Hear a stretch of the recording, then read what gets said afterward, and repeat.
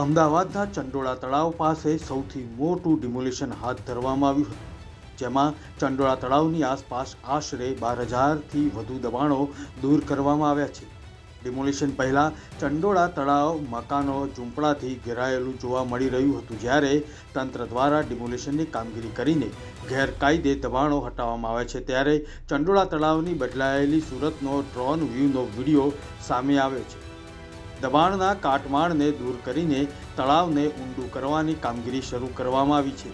Demolition બાદ AMC દ્વારા 14 JCB machine, 100 જેટલા ટ્રક અને હિટાચી મશીનનો ઉપયોગ કરીને રોજનો 2000 ટનથી વધુ કાટમાળ હટાવાઈ રહ્યો છે. જ્યારે આ બાંધકામના વેસ્ટનો જુદી જુદી પ્રોડક્ટ બનાવવા માટે એએમસી તંત્ર ઉપયોગ કરશે. બ્યુરો રિપોર્ટ, મુંબઈ સમાચાર.